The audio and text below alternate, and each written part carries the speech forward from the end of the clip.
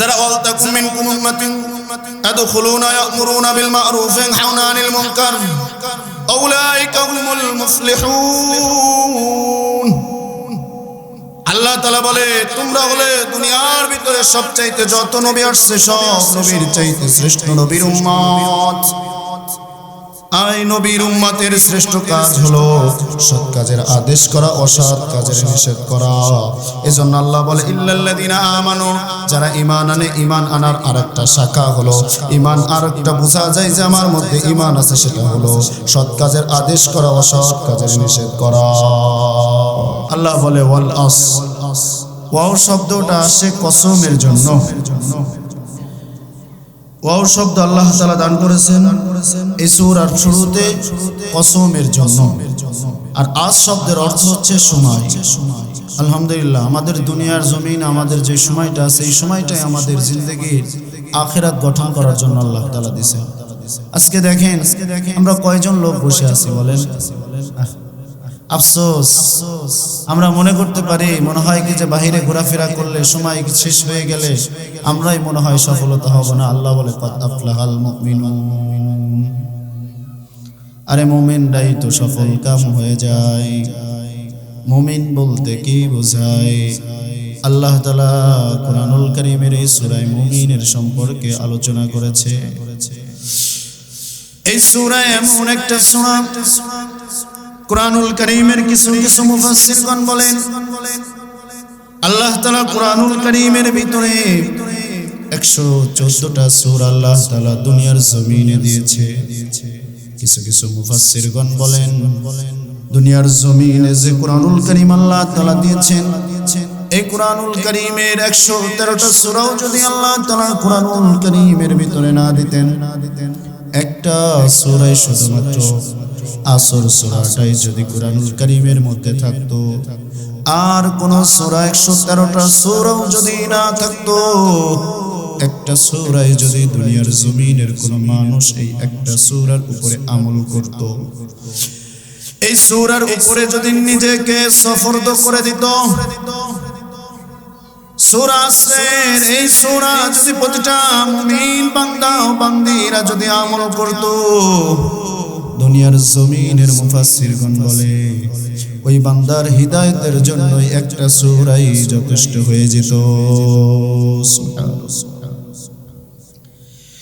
তাহলে তার দ্বারা বোঝা যায় এই সূরাটা এত দামি, এত দামি, যেহেতু সামনে রমজানুল মুবারক মাস, এজন্য এই সূরাটা তেলাওয়াত করার কারণ হচ্ছে এই সূরার সময়কে দাম দিয়েছে। আজকে আমার জীবনের চলার গতি, হাঁটার গতি একমাত্র রূহুর জন্য আছে, কথা বলেন ঠিক কিনা? আমার শরীরের মধ্যে যে রূহটা আছে, ওয়ালিকুল্লি উম্মাতিন আজাল ফাইদা জাআজালুহুম লা ইস্তাখিরুনা সাআতান ওয়া লা ইস্তাকদিমুন। দুনিয়ার জমিনের মানুষ যখন আল্লাহ তাআলা হুকুম করবে সাথে সাথে আজরাইল এসে যাবে, একটা সেকেন্ডের সময় দিবে না। এজন্য যে কথা বলতেছিলাম, দুনিয়ার জমিনের মানুষ, আমার আজকে শরীরের মধ্যে রূহ আছে, আমি এখানে বসে কথা বলার শক্তি দান করেছেন একমাত্র আল্লাহ তাআলা। যখন আমার মধ্যে রূহ থাকবে না, আমাকে আগামীকাল অথবা এখনই যদি আমি মারা যাই, আমাকে সাথে সাথে বলবে এই ব্যক্তিটা মৃত। মৃত ব্যক্তির কোনো দাম থাকে না। যদি দামি কোনো খাটের উপরেও যদি কোনো ব্যক্তির রূহটা চলে যায়, ওই ব্যক্তির শরীর থেকে যখন রূহটা চলে যাবে, যাওয়ার সাথে সাথে মানুষগুলা তাকে ঘর থেকে বের করে দিবে। যদি মাথার নিচে বালিশ থাকে, বালিশটা সরায় দিবে। মসজিদের খাটিয়াটা এনে খাটিয়ার উপরে শোয়া দিবে। শরীরের উপর শরীরের দামি দামি পোশাক পরা থাকলেও পোশাক গুলো খুলে দিবে। কত মাইয়েতের গোসল করিয়েছি, কত মাইয়েতের গোসল দিয়েছি। কিছু কিছু মাইয়েতের এমনও দেখেছি শরীরে এমন টাইট পোশাক পরেছে যা খোলা সম্ভব না, কেসি দিয়ে কাটা হয়েছে। তার মানে দুনিয়ার জমিনের কোনো বস্তুর সাথে যায় না। দুনিয়ার জন্য কত দামি দামি খাট পালঙ্গ বানানোর জন্য কত চেষ্টা করি, কত কষ্ট করি, কত অর্থ ব্যয় করি, কিন্তু বাবা আখিরাতের জিন্দেগির জন্য আমার আপনার কতটুকু মেহনত আর পরিশ্রম আছে বলে। মেহনত আর পরিশ্রম দুনিয়ার জমিনে চলে আসছে দুনিয়ার জন্য, আখিরাত ভুলে গেছি। আল্লাহ তাআলা এই জন্য বলে ওয়াল আস, সময়, এই সময়টা যখন আখিরাতের জন্য প্রাধান্য দেব, আখিরাত গঠন করার জন্য যখন দিব, আখিরাতকে যখন মনে করব ওটাই আমার জীবনের সফলতার রাস্তা। আমি ওইখানে গিয়ে যদি আমি আটকিয়ে যাই, ওখানে গিয়ে যদি আমি বাধাগ্রস্ত হয়ে যাই, সামনে আমার যাওয়ার মতো সুযোগ নাই।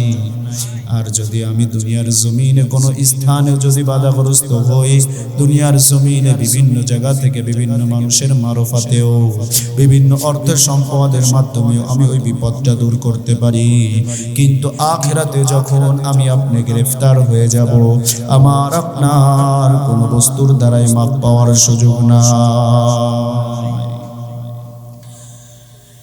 এজন্য আল্লাহ তাআলা বলেন ওয়াল আসরি ইন্নাল ইনসানা লাফি খুসর, সময়টা যদি আমি আপনি গুরুত্ব দেই, সময়টা যদি আমি আপনি দামি মনে করি, তাহলে বলেন তো আমার আপনার জীবন থেকে এক ওয়াক্ত নামাজ ছুটবে? আমার আপনার জীবনে যদি মনে করি আখিরাতে আমার আপনার জীবনের সবচেয়ে বড় টার্গেট, মানুষ দুনিয়ার জমিনে যদি ছোট ছোট বাচ্চাদেরকে জিজ্ঞেস করেন, তুমি বলো তো এই যে স্কুলে পড়াশোনা করতেছো, বড় হয়ে তোমার আশা কি, তোমার আশা আকাঙ্ক্ষা কি? ছোট ছোট বাচ্চাদেরকে জিজ্ঞেস করলে কোনো বাচ্চা বলে আমার চিন্তা, আমার ধারা, আমার টার্গেট আমি পাইলট হব। ছোট বাচ্চাকে যদি জিজ্ঞেস করেন তুমি কি হবা, আরেকজনকে জিজ্ঞেস করলে সেও বলে আমি ইঞ্জিনিয়ার হব। আরেকজনকে যদি জিজ্ঞেস করেন বাবা তুমি কি হতে চাও, সেও বলবে আমি লয়ার হব, আইনজীবী হব, আমি অ্যাডভোকেট হব। কাউকে যদি জিজ্ঞেস করেন তুমি কি হবা বাবা, সে বলবে আমি বড় ব্যবসায়ী হব। কিন্তু একটা মুমিনের কাছে যদি জিজ্ঞেস করেন ভাই আপনি কি হবেন, সে বলবে আমি আখিরাতের ব্যবসায়ী হতে চাই।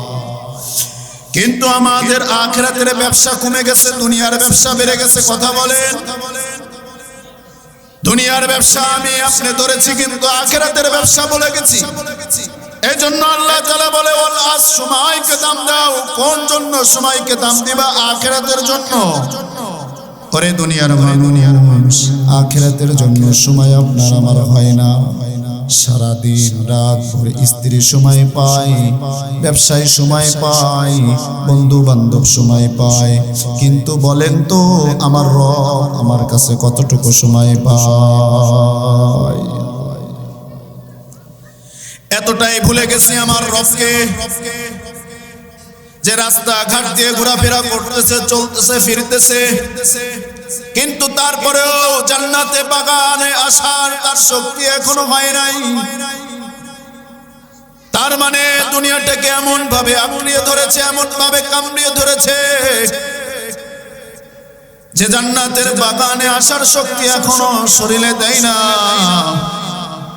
মনে রাখতে হবে যেই শরীরে জান্নাতে, যেই শরীরে আল্লাহ তাআলার এই নিয়ামতের জান্নাতের বাগানে আসার শক্তি দেয় না, যেই পায়ে মসজিদে যাওয়ার জন্য শক্তি যোগায় না, সুস্থ থাকার পরেও হাঁটতে চলতে পারি, বন্ধুর বাড়িতে যেতে পারি, চায়ের দোকানগুলোতে বসার জন্য হেঁটে হেঁটে বাড়ি থেকে যেতে পারি, বাজারগুলোতে বড় বড় ব্যবসায়ীদের সাথে গল্প করার সময় পাই, বিভিন্ন জায়গায় বসার জন্য সময় পাই, বিভিন্ন বন্ধুর বাড়িতে যাওয়ার জন্য পায়ে সারা দেয়, কিন্তু বলেন তো, যেই পাও দিয়ে মসজিদে আসার শক্তি পাওয়া যায় না, সেই পাও জান্নাতে যাওয়ার শক্তি যোগাবে না। এজন্য যারা এখন বাইরেতে ঘুরতেছেন ফিরতেছেন, আমি একটা উদাহরণ দিতাম, আজকেও দেই। আপনাদের এলাকার মধ্যে কুসা মুরগি আছে, ওই কুসা মুরগি গুলাকে দেখবেন যখন কুসা হয়, কুসা মুরগি এটা বোঝায় মালিক আপনি আমাকে কিছু ডিম দেন, আমি এই ডিম গুলাকে আস্তে আস্তে হোম দিয়ে আমি এটাকে মুরগি বাচ্চাতে তৈরি করে দেব, পরিণত করে দিব। কুসা মুরগি হওয়ার সাথে সাথে আমার মা বোনেরা বুঝে যায় যে এই তাওয়ায় বসাতে হবে, কিছু ডিম দিতে হবে, আস্তে আস্তে হোম দিতে দিতে যখন 18 দিন 20 দিন হয়ে যায়, হয়ে যাওয়ার পরে ওর ভিতর থেকে বাচ্চা হয় কি হয় না? বাচ্চা হয়। কিন্তু কোন মা বোনকে যদি জিজ্ঞেস করা হয়, ও মা, ও আমার বোন, 18টা ডিম তো তুমি এই তাওয়ার মধ্যে দিয়েছিলে, কিন্তু এখন এই 18টা ডিমের মধ্য থেকে 15টা বাচ্চা হয়েছে, আর 3টা ডিমের বাচ্চা কোথায়? মা ওর ওই বোন বলবে 3টা ডিম বাওয়া হয়ে গেছে, বলবে ওটা থেকে আর বাচ্চা হওয়া সম্ভব না। তার মানে মুরগির পাখনার বাহিরে থাকলে বাওয়া হয়। যেই বান্দা জান্নাতের আওয়াজ শোনার পরেও এই জান্নাতের বাগানে আসতে পারে না, হোম দিয়ে জান্নাতে যাওয়ার মতো ব্যাটারিতে চার্জ দিতে পারে না, ঠিক তেমনি ভাবে যেরকমের ভাবে মুরগির বাচ্চাগুলো হয় না, বাওয়া ডিম হয়ে যায়, যেমনি ভাবে পাখনার বাহিরে থাকলে যেরকমের ভাবে বাওয়া ডিমে পরিণত হয়। যেই সমস্ত বান্দা, যেই সমস্ত যুবক ভাইরা, যেই সমস্ত দাদাজিরা, যেই সমস্ত চাচারা মাহফিলের আওয়াজ শোনার পরেও, জান্নাতের বাগানের আওয়াজ শোনার পরেও, কোরআন হাদিসের আওয়াজ শোনার পরেও জান্নাতের বাগানে আসতে পারে না, ঠিক তেমনি ভাবে যেরকমের ভাবে বাওয়া ডিম হয়ে যায় পাখনার বাইরে থাকলে, তারাও ঠিক তেমনি ভাবে জান্নাতের বাগান থেকে বাইরে থাকার কারণে বাবা মুসলমান ছাড়া অন্য কোন মুসলমান হতে পারে না। কথা বলেন ঠিক কি ঠিক না? এজন্য যারা বাহিরে ঘোরাফেরা করতেছেন এখনো আপনারা কিন্তু বাবার কাতারে চলে গেছেন। কথা বলেন ঠিক কিনা? এজন্য বাবা মুসলমান থেকে বাঁচতে চাইলে অতি তাড়াতাড়ি যাদের কোনো কাজ নাই, যাদের কোনো প্রয়োজন নাই, বাহিরে জান্নাতের বাগানে চলে আসে। আল্লাহ তাআলা বলে, ওয়াল সময়, যার জীবনের সময় আছে তার দাম আছে, নেতাদের দামও কম না বেশি। সময় আছে তাদের, সময় বলতে বুঝাইছে রুহুর হায়াত। রুহুর হায়াত যার আছে তার সময় আছে দুনিয়ায়, যার রুহ নাই তার দুনিয়ায় সময় নাই। আল্লাহ তাআলা তারপরে বলে, ইন্নাল ইনসানা লাফি খুসর, নিশ্চয় ওই সমস্ত মানুষগুলো ক্ষতিগ্রস্ত। আল্লাহ তাআলা যদি বলেন নিশ্চয় ওই সমস্ত মানুষ ক্ষতিগ্রস্ত, আল্লাহ যদি আমাদেরকে বলে ক্ষতিগ্রস্ত, তাহলে বলেন তো আমি আপনি ক্ষতিগ্রস্ত কিনা? আমাকে আপনাকে যদি আল্লাহ তাআলা বলে এই মানুষগুলো ক্ষতিগ্রস্ত, তাহলে অবশ্যই আমি আপনি ক্ষতিগ্রস্ত। কারণ দুনিয়ার মানুষ বলতে পারে তুমি সফলতা অর্জন করেছো, কিন্তু আল্লাহ যদি বলে তুমি ক্ষতিগ্রস্ত, অবশ্যই সে ক্ষতিগ্রস্ত। আর দুনিয়ার মানুষ যদি বলে তুমি বড় ব্যবসায়ী, আল্লাহ বলে সে ক্ষতিগ্রস্ত, অবশ্যই ক্ষতিগ্রস্ত। দুনিয়ার জমিনের মানুষ যদি বলে তুমি বড় নেতা, আল্লাহ যদি বলে তুমি ক্ষতিগ্রস্ত, অবশ্যই ক্ষতিগ্রস্ত। যদি আল্লাহ তাআলা বলেন যদি তোমরা দুনিয়া থেকে ক্ষতিগ্রস্ত থেকে উঠতে চাও, তাহলে আল্লাহ তাআলা 4টা বিষয়ের উপরে কথা বলেছেন এই সূরার মধ্যে। আল্লাহ বলেন ইল্লাল্লাযীনা আমানু, 1 নম্বরে যারা ঈমান আনে, কি আনে? যারা ক্ষতিগ্রস্ত থেকে বাঁচতে চায়, 1 নম্বর হলো ইল্লাল্লাযীনা আমানু, যারা ঈমান আনে। যদি আমি বড় নেতাও হই কিন্তু আমার মধ্যে যদি ঈমান না থাকে, তাহলে বলেন তো আমি আপনি ক্ষতিগ্রস্ত কিনা? যেই নেতার ভিতরে ঈমান নাই সেই নেতাও ক্ষতিগ্রস্ত কিনা? কিন্তু আমি আপনি তো জালেম মার্কা আর শয়তান মার্কা, টাটকা মুনাফিক মার্কা নেতার পিছনে দৌড়াই। যারা ওয়ালতাকুম মিনকুম উম্মাতুন ইয়াদখুলুনা ইয়া'মুরুনা বিল মা'রুফ ওয়া ইয়ানহাউনা আনিল মুনকার উলাইকা হুমুল মুফলিহুন। আল্লাহ তাআলা বলে তোমরা হলে দুনিয়ার ভিতরে সবচাইতে যত নবী আসছে সব নবীর চাইতে শ্রেষ্ঠ নবীর উম্মত। এই নবীর উম্মতের শ্রেষ্ঠ কাজ হলো সৎ কাজের আদেশ করা, অসৎ কাজের নিষেধ করা। এজন্য আল্লাহ বলে ইল্লাল্লাযিনা আমানু, যারা ঈমান আনে। ঈমান আনার আরেকটা শাখা হলো ঈমান, আরেকটা বোঝা যায় যে আমার মধ্যে ঈমান আছে, সেটা হলো সৎ কাজের আদেশ করা, অসৎ কাজের নিষেধ করা। আজকের দুনিয়ার জমিনটা এমন হয়ে গেছে বাবাজিরা আমার, যারা সৎ কাজের আদেশ করে তাদেরকে আমরা আরো নাক ছিটকায় তাদের উপরে অভিশাপ দেই। সৎ কথা বলা যায় না, হক কথা বলা যায় না। যারা সত্যকে প্রতিষ্ঠিত করতে চায় তাদের বিরোধিতা করি, আছে না নাই? যারা সত্যকে প্রচার করতে চায় তাদের পিছনে লাগে, আছে না নাই? যারা সত্যকে মানুষের সামনে উপস্থাপন করতে চায় তাদের কণ্ঠকে রোধ করতে চায়। স্পষ্ট ভাষায় বলে দিতে চাই, যেই সমস্ত ব্যক্তি আর ব্যক্তিরা যারা হক কথা বলার কারণে যাদের কণ্ঠকে রোধ করতে চায়, ইনশাআল্লাহ সামনে আগামীতে যারা আলেম উলামাদের কণ্ঠকে রোধ করতে যাবে, যারা সত্যকে রোধ করার জন্য আপ্রাণ চেষ্টা করবে, যারা আলেম উলামাদের জবানকে বন্ধ করার জন্য আপ্রাণ চেষ্টা করবে, সামনে এমন একটা সময় আসবে ইনশাআল্লাহ আলেমরা এই দেশের নেতৃত্ব দিবে, আলেমরা এই দেশের নেতৃত্ব দিবে ইনশাআল্লাহ। ভালো করে বুঝবেন, আমরা যারা মনে করি সৎ কাজের আদেশ করলে মনে হয় আমাদের উপরে আযাব আসবে, আপনি দেখেন রাসূল আরবি সাল্লাল্লাহু আলাইহি ওয়াসাল্লাম এমন একটা জামানায় এসেছিলেন যেই জামানায় তার চারিপাশের মানুষগুলো কাফিরে পরিণত ছিল। আল্লাহর রাসূলের উপরে যখন ওই আসলো, আল্লাহর রাসূল ছাড়া পৃথিবীর জমিনে যত মানুষ ছিলেন সবাই বেঈমান হয়ে গেল। যখন আল্লাহর রাসূল বললেন আজ থেকে লা ইলাহা ইল্লাল্লাহ, লা ইলাহা ইল্লাল্লাহ, যখন লা ইলাহা ইল্লাল্লাহর দাওয়াত দেয়া শুরু করলো, আরব দেশের মানুষ সব রাসূলের শত্রুই পরিণত হলো। কথা বলেন ঠিক কিনা? এজন্য আলেম উলামারা হক প্রতিষ্ঠিত করার জন্য আপ্রাণ চেষ্টা করে।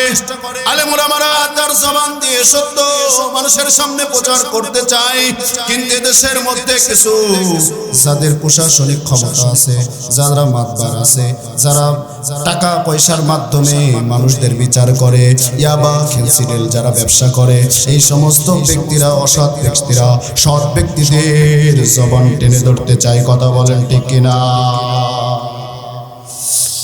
এজন্য আল্লাহ তাআলা বলে ইল্লাল্লাযিনা আমানু, যারা ঈমান আনে তারাই হচ্ছে আমার বন্ধু। লা খাউফুন আলাইহিম ওয়া লা হুম ইয়াহজানুন।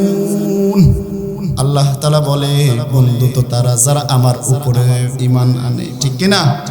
কিন্তু বলেন তো আমরা ঈমান আনলে বেঈমানরা রাগে কি রাগে না?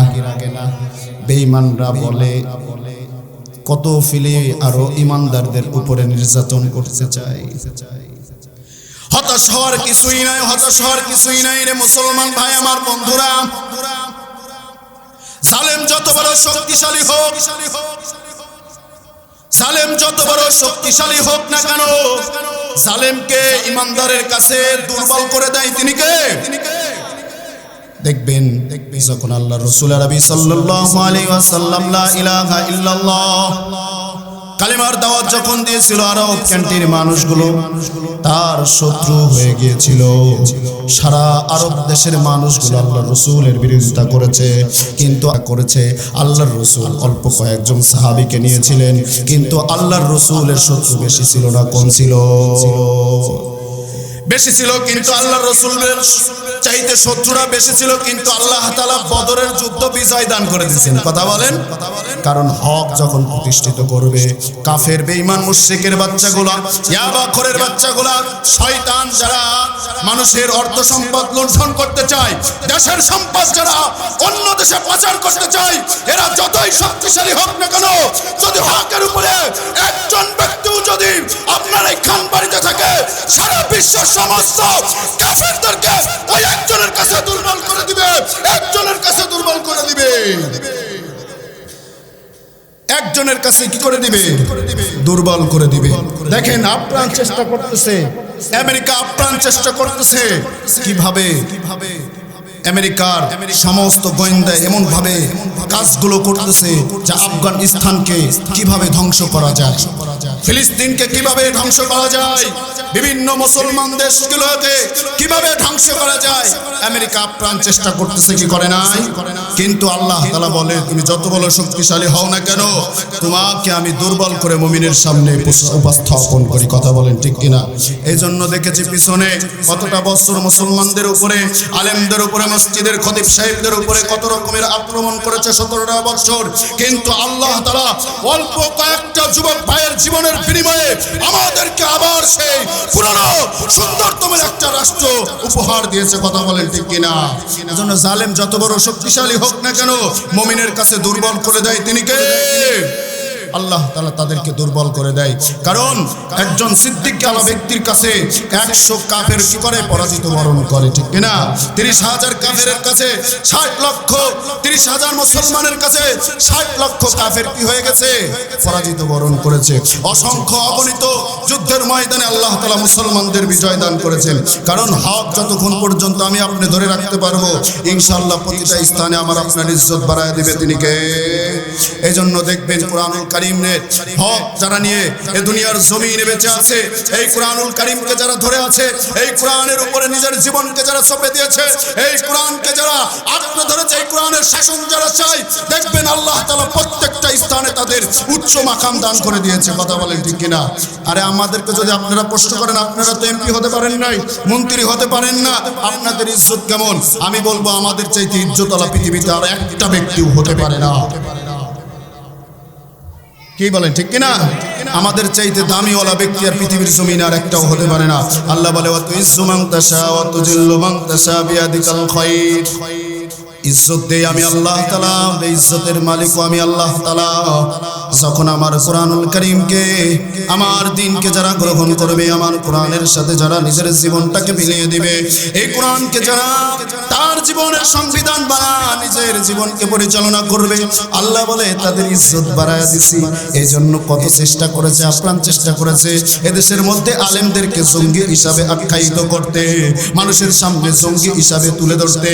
কে মিডিয়া মাধ্যমে, মিডিয়া এখন তো বর্তমান সময়ে দুনিয়ার জমিনে যত মিডিয়া আছে প্রায় মিডিয়া ইসলাম দ্রোহী। এই মিডিয়ার মাধ্যমে আলেমদেরকে এমন ভাবে দুনিয়ার জমিনে রাজাকার হিসাবে উপস্থাপন করতে চেয়েছিল, কিন্তু আল্লাহ বলে ওয়া তুইজ্জু মান তাশা ওয়া তুযিল্লু মান তাশা। ইজ্জত আলেমদেরকে বাড়ায়া দিছি। সারা পৃথিবীর মানুষ আপ্রাণ চেষ্টা করলেও, সারা বিশ্বের মিডিয়া আপ্রাণ চেষ্টা করলেও আলেমদের বেইজ্জতি ঘটাতে পারবে না। কিন্তু যারা আলেমদেরকে বেইজ্জতি করতে চেয়েছিল, আলেমদের উপরে নিপীড়িত কষ্টদায়ক বস্তুগুলো চাপিয়ে দিতে চেয়েছিল, আজকে তারাই লাঞ্ছিত হয়ে এদেশ ছেড়ে পালিয়ে আরেক দেশে গিয়েছে। কথা বলেন ঠিক কি ঠিক না? এজন্য আল্লাহ বলেন ইল্লাল্লাযীনা আমানু, যারা ঈমান আনে। এজন্য আগেতেই বলতেছিলাম যে নেতার সাথে ঈমান আছে সেই নেতার সাথে আমরাও আছি। কথা বলেন ঠিক না? আর যেই নেতার সাথে ঈমান নাই সেই নেতার সাথে আমরাও আছি। কিন্তু আমরা তো সেই নেতার পিছনে দৌড়াই আছি না না? এজন্যই তো ঈমানের আরেকটা শাখা হলো ওয়াসতাকুম মিনকুম উম্মাতি ইয়াদউনা। উম্মতের ভিতরে আরেকটা গুণ হলো, আরেকটা ঈমানের শাখা হলো সৎ কাজের আদেশ করবে, অসৎ কাজের নিষেধ করবে। ইমাম সাহেব যদি সৎ কাজের আদেশের কথা বলে, মানুষ কিছু আছে নাক ছিটকায়, আছে না নাই? ইমামরে রাখা যাবে না। ইমাম যদি সত্য কথা বলে, হক কথা বলে, মসজিদে বলে আমি সভাপতি, সারা জীবন ঘুষ খাই, আজকে ঘুষের ওয়াজ করলে থবো না? আসি না নাই? যে সেক্রেটারি তার বউ ব্যাংকে চাকরি করে, এনজিওতে চাকরি করে, ইমাম সাহেব বলল বউ ব্যবসা করা যাবে।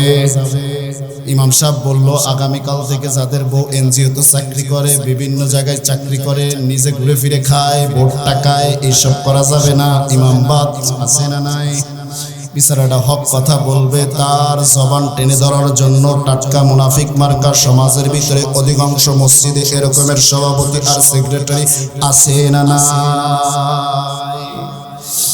আমরাও এমন মানুষ হয়ে গেছি, হক কথা উঠেই দেওয়ার জন্য আমরাও চেষ্টা করি। কেমন চেষ্টা?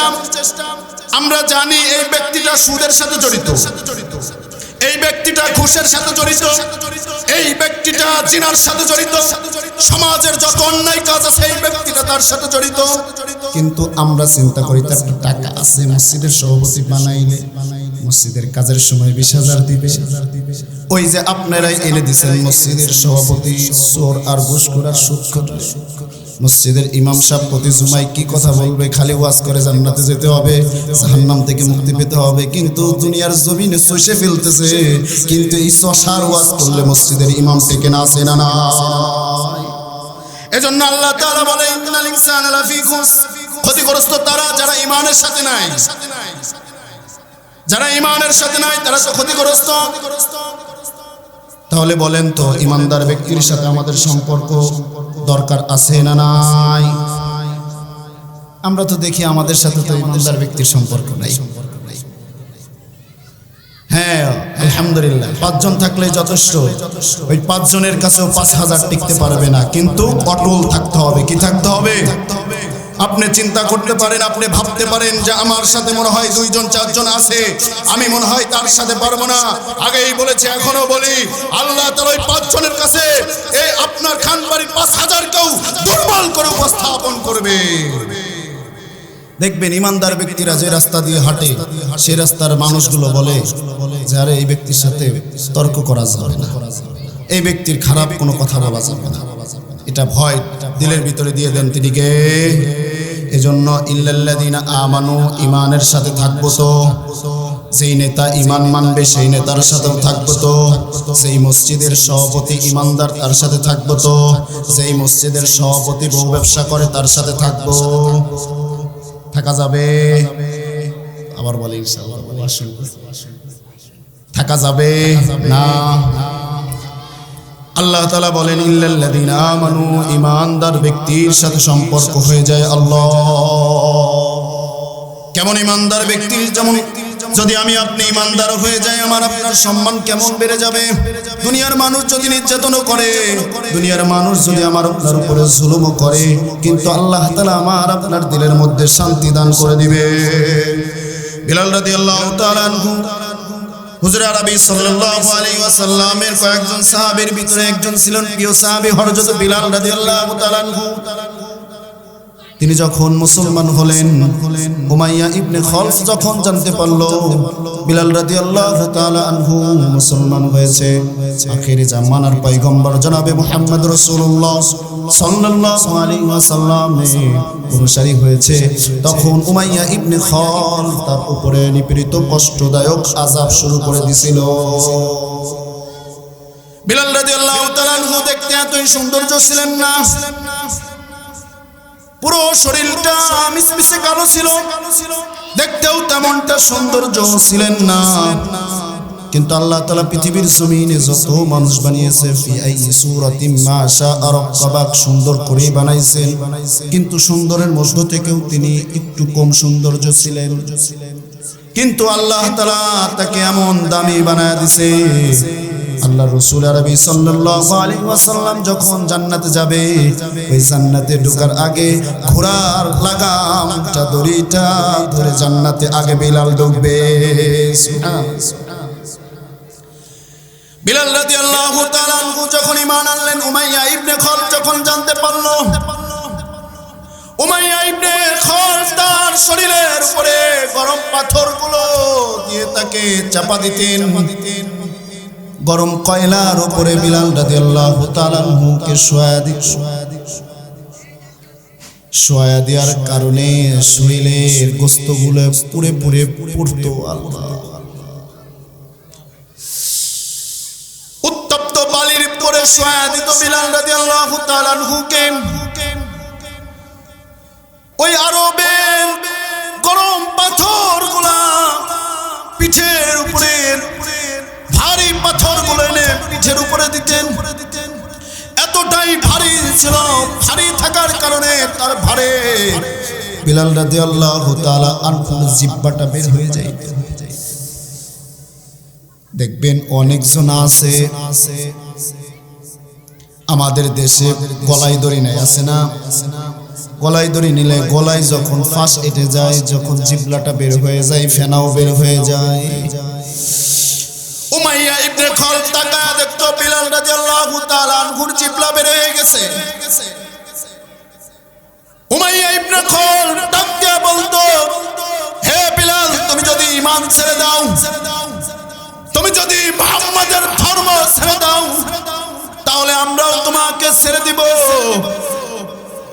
এই কথা বলে উমাইয়া কানটার কাছে কানটা বিলাল রাদিয়াল্লাহু তাআলা আনহুর মুখের কাছে ধরতো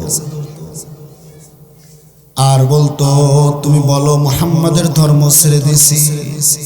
কিন্তু বিলাল রাদিয়াল্লাহু তাআলা আনহু তিনি তার জবান দিয়ে আহাদ আহাদ শব্দ করত। পৃথিবীর জমিনে একজনই আমার রব, তিনি আল্লাহ। পৃথিবীর জমিনে আমার একজনই রব, তিনি আমার রব। উমাইয়া, আমি দুনিয়ার এই স্বাদ চাই না রে উমাইয়া, আমি দুনিয়ার এই সাজসজ্জ সুন্দর এয়ার কন্ডিশনার ঘরে থাকার জন্য আমি বিলাল দুনিয়ার জমিনে আসি নাই। আমি বিলাল এসেছি দুনিয়ার জমিনে দিন প্রতিষ্ঠিত করার জন্য। কেমন আপনি একটু ভাবেন তো, আপনাকে যদি গরম বালুর উপরে যদি শোয়া দেওয়া হয়, আমি আপনি বলেন তো আমার আপনার ঈমানের যে হালত, আমার আপনার মুখ থেকে আহাত বের হবে না আরো সাথে সাথে আমার আপনার জবান থেকে দেখা গেল এমন শব্দ বের হলো যে শব্দের কারণে সাথে সাথে ঈমান চলে যাবে, ঠিক কিনা? কি ঈমান গঠন করেছে? সেই ঈমান গঠন করার কারণে কাফেররা এত অত্যাচার করেছে। বিলাল রাদিয়াল্লাহু তাআলা আনহুর পায়ে রশি বেঁধে মক্কা নগরীর অলিতে গলিতে পাথরের রাস্তায় ঘোরাইছে, টানছে। আরে কত শরীরের কত স্থানে পাথরের আঘাতে ফেটে রক্ত বের হয়েছে শরীর থেকে। তারপরেও তার রবকে বলে নাই, আমি আপনি কেমন মুসলমান হয়েছি বলেন তো? এত যুবক এত ভাই বাইরে ঘোরাফেরা করতেছে, অথচ জান্নাতের বাগানে আসার শক্তি পায় না। এর দ্বারা বোঝা যায় ঈমান ওয়ালা ব্যক্তি এখনো হতে পারি না।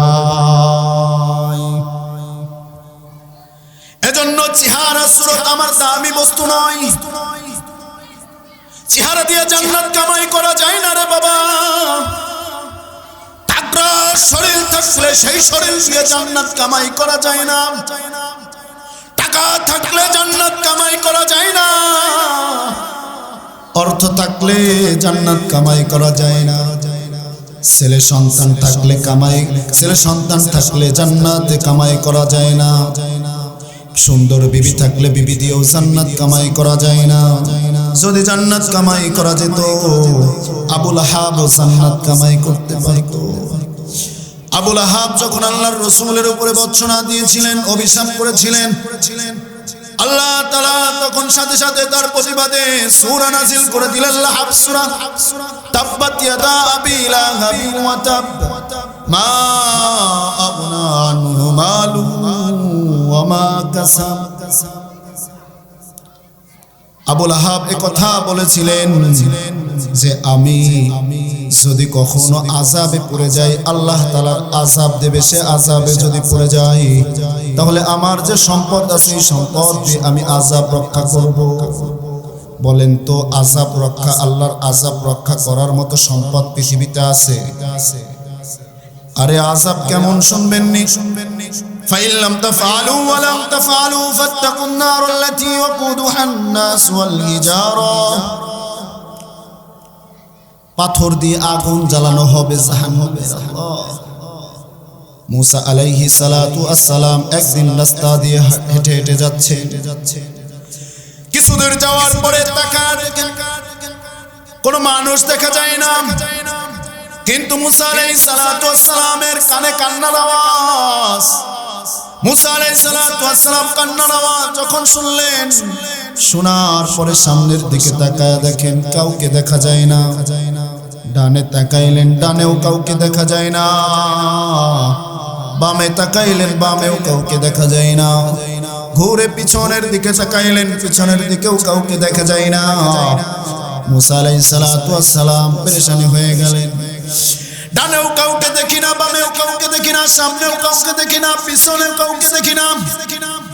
কিন্তু কান্নার আওয়াজ আমার কানে আসতেছে। এই কান্নার আওয়াজটা কোথা থেকে আসতেছে? ডানেও যেহেতু মানুষ নাই, পিছনেও মানুষ নাই, বামেও মানুষ নাই, সামনে যেই এক পাও অগ্রসর হয় সাথে সাথে তার কানে আরো শব্দ একটু বেশি আসে। মুসা আলাইহিস সালাতু ওয়াস সালাম ভেবে গেলেন, বুঝতে পারলেন যে সামনে থেকে কান্নার আওয়াজ আসতেছে। সামনে অগ্রসর হলেন মুসা আলাইহিস সালাতু ওয়াস সালাম, কিন্তু তাকায় দেখে কোনো মানুষ দেখা যায় না। আরেকটু সামনে অগ্রসর হলেন, তাকায় দেখে তাও তো কোনো মানুষকে দেখা যায় না। কিন্তু হঠাৎ করে হাঁটতে হাঁটতে চোখ চলে গেল একটা পাথরের কাছে। দেখে ওই পাথরের শরীর থেকে পানি বের হচ্ছে। কি বের হচ্ছে? পানি বের হচ্ছে। মুসা আলাইহিস সালাতু ওয়াস সালাম ওই পাথরের কাছে গিয়া বলল, তোমার শরীর থেকে কেন পানি বের হচ্ছে আর তোমার থেকে কেন কান্নার আওয়াজ আসতেছে? সাথে সাথে পাথর ডাক দেয়া বলে, শুনেছি আল্লাহ তাআলা নাকি জাহান্নামের মধ্যে পাথর দিয়ে আগুন জ্বালাবে। আমি ওই ভয়ে আমি পাথর কান্না করতেছি। কি ঈমান গঠন করেছি বলেন তো? আখিরাতে আমি আপনি মুক্তি আছে। এই তো সামনে রমজানুল মুবারক মাস, আগামী কাল ইনশাআল্লাহ তারাবি শুরু। প্রথম 2 দিন তারাবিতে অফুরন্ত মানুষ মসজিদ ভরে যাবে, কিন্তু 2-4 দিন যাওয়ার পরে মসজিদে মুসল্লি নাই। আছে না নাই? মসজিদে মুসল্লি পাওয়া যাবে না। প্রথম দিন প্রথম তারাবিতে মসজিদ পরিপূর্ণ। সপ্তাহখানিক যাওয়ার পরে ইমাম সাহেব আর মুয়াজ্জিন সাহেব যারা পাওয়াও যায় না, এরকমের মসজিদের মুসল্লি আছে না নাই? তারপরে আসতেছে রোজা, পরের দিন রোজা, সেহরি খেয়ে রোজা। কত মানুষ আছে রোজা রাখবে না? আছে না নাই? অসংখ্য অগণিত ব্যক্তি আছে রোজা রাখবে না। আচ্ছা, আপনাদের কাছে আমি জিজ্ঞেস করতে চাই, বলেন তো কুকুর কি রোজা রাখে? শুকর কি রোজা রাখে? খিঞ্জিল কি রোজা রাখে? গরু ছাগল এগুলা কি রোজা রাখে? তাহলে বলেন তো রোজা কার জন্য? মানুষের জন্য। কোন মানুষের জন্য? আল্লাহ তাও বলে, আল্লাহ তাআলা বলে ইমানদারদের জন্য। কার জন্য? ইমানদারদের জন্য রোজা। এখন বলেন তো কাফেররা রোজা রাখে, নাস্তিকরা রোজা রাখে, ওই ডোনাল্ড ট্রাম্প নাকি বলে নরেন্দ্র মোদি, এরা রোজা রাখবে? রোজা রাখে কে? মুসলমানরা। তাহলে এখন আমি আপনাকে জানতে চাই, আপনার কাছে জানতে চাই যে এই সমস্ত মুসলমানরা মুসলমান হওয়ার পরে রোজার মাস পাওয়ার পরে রোজা রাখতে পারে না, রোজা রাখে না। আপনি তাকায় দেখেন নরেন্দ্র মোদি যেরকমের রোজা রাখে না, ওর কাছে 12টা মাসের কোনো মাস রোজার মাস মনে হয় না। ডোনাল্ড ট্রাম্পের কাছে জিজ্ঞেস করেন, ওর কাছেও 12টা মাসের মধ্যে কোনো মাসকে রোজা মনে হয় না। কিন্তু যেই সমস্ত মুসলমানরা রোজার পরে রোজার মাস পাওয়ার পরেও রোজা রাখে না, ডোনাল্ড ট্রাম্প আর নরেন্দ্র মোদি আর এই মুসলমানের সন্তানের মধ্যে কোনো পার্থক্য হতে পারে না, কোনো পার্থক্য হতে পারে না। শুকরকে যদি জিজ্ঞেস করেন, শুকর তুমি রোজা রাখো না কেন? বলবে আমার হুকুম নাই। কি নাই? খিঞ্জিলকে যদি জিজ্ঞেস করেন, খিঞ্জিল তুমি রোজা রাখো না কেন? সে বলবে আমার কাছে কোনো হুকুম নাই রোজা রাখা। আরে আপনি যদি কুকুরকে জিজ্ঞেস করেন, কুকুর তুমি কেন রোজা রাখো না? বলবে আমার উপরে হুকুম নাই। কিন্তু মুসলমানের উপরে হুকুম আছে না নাই? কিন্তু যেই সমস্ত মুসলমানরা রোজার মাস পাওয়ার পরেও রোজা রাখে না, তেমনি ভাবে যেরকমের কুকুরের কাছে সারা মাস সারা বছর বুঝে না, যেমন করে যেরকমের ভাবে কুকুররাও তাদের কাছে রোজা মনে করে না, যে এটা রোজার মাস চলতেছে এটা জানে না, ঠিক তেমনি ভাবে মুসলমানের কোন সন্তান রোজার মাস পাওয়ার পরেও রোজা রাখে না, ওর মধ্যে আর কুকুরের মধ্যে কোনো পার্থক্য হতে পারে না, কোনো পার্থক্য হতে পারে না। রোজার মাস দিয়েছেন মুমিনের জন্য। কি করার জন্য? মুমিনের জন্য। কার জন্য? এই দেখবেন দুনিয়ার জমিনে অনেক ব্যবসায়ী আছে, ওই ব্যবসায়ীদের কাছে জিজ্ঞেস করবেন যে আপনি এই যে এই বছরে এত মাল উঠাইছেন কেন? কাপড়ের ব্যবসায়ীদের কাছে বলবে সামনের ঈদ, বিক্রি বেশি, ব্যবসা একটু বেশি হবে, এই জন্য কাপড় বেশি উঠাইছে, ঠিক না? ঠিক কিনা? আপনি যদি বিভিন্ন ব্যবসায়ীদের কাছে জিজ্ঞেস করেন সিজনের সময়, বলবে এই সিজনে দাম কম থাকে, পরে একটু গিলে পরে বাড়ে, এই জন্য সিজনে বেশি কিনি, ঠিক কিনা? মুমিনের জন্য ঠিক রোজার মাস হচ্ছে সিজন। সুবহানাল্লাহ। রোজার মাস হচ্ছে মুমিনের জন্য সিজন, অর্থাৎ এই সিজনে ব্যবসা করবে সারা বছর। আবার সেই যেরকমের ভাবে রেলগাড়ি তো দেখছেন না, রেলগাড়িতে যে রেলটা চলে, ওই রেলের ইঞ্জিন যদি না থাকে, হ্যাঁ, তাহলে বলেন তো রেল কি চলবে? হ্যাঁ, তা মুসলমানের হচ্ছে রোজার মাস হচ্ছে ইঞ্জিন। এই ইঞ্জিনটাকে পেট্রোল মোবিল দিয়ে যত পরিপূর্ণ করবে সারা বছর সুন্দর মতো, আবার সামনের রোজায়ও এই ইঞ্জিন মোবিল পেট্রোলে তার এই ইঞ্জিনটা পৌঁছায় দিবে, ঠিক কিনা?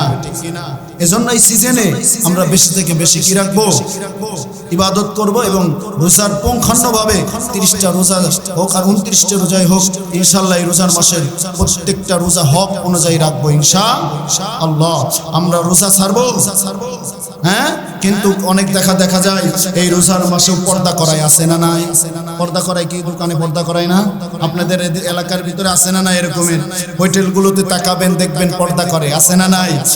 ওই বাড়ি ওই হোটেলওয়ালা মালিকের কাছে যদি জিজ্ঞেস করেন, ভাইজান আপনি এইটা লাগাইছেন কেন? বলবে যে অনেক রোজা থাকে না তো, তাদেরকে আমরা একটু ঘিরে ঘেরা দিয়ে খাওয়ানোর জন্য একটু ব্যবস্থা করেছি। কি সুন্দর পর্দা করে কালা কাপড় দিয়ে। এমনও দোকানদার আছে, এমনও হোটেলের মালিক আছে, তারপর শাড়িটাও পর্যন্ত লাগায় দেয়, আছে না নাই? আমি দেখেছি, আপনারা দেখছেন কিনা জানি না, বোর শাড়ি মানে শাড়ি দিয়েও ঘিরে দিয়ে দেয়, যে মানুষগুলো এখানে বসে খাবে যেন কেউ না দেখতে পারে। একটা রোজাদার ব্যক্তি আরে একটা হিন্দুর দিক তাকাও, সেই হিন্দু রোজার মাসে বিড়ি খাইতে দ্বিধাদ্বন্দ্ব করে।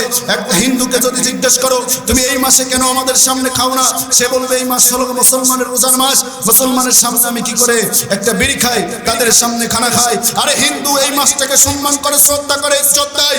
তুমি কেমন মুসলমান? হে মুসলমান, তোমার মধ্যে কেমন ঈমান আছে?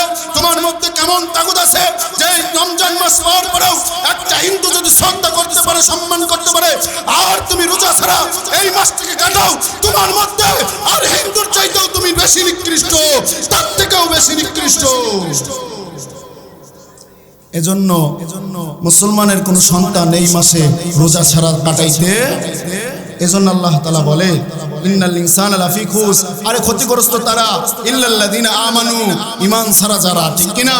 ঈমানের আরেকটা শাখা হচ্ছে যে রোজার মাসে পরিপূর্ণভাবে রোজা রাখা, হক আদায় করে রোজা রাখা। কিন্তু আমাদের সমাজে, আমাদের এলাকার মধ্যে অসংখ্য অগণিত ব্যক্তি আছে যারা রোজা রাখে।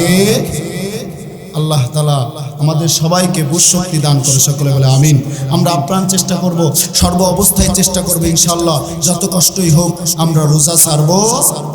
আর যে কথা বললাম এর উপরে আল্লাহ তাআলা আমাদের সবাইকে আমল করার তৌফিক দান করে, সকলে বলে আমিন। আখির দাওয়ানা আলহামদুলিল্লাহি রাব্বিল আলামিন।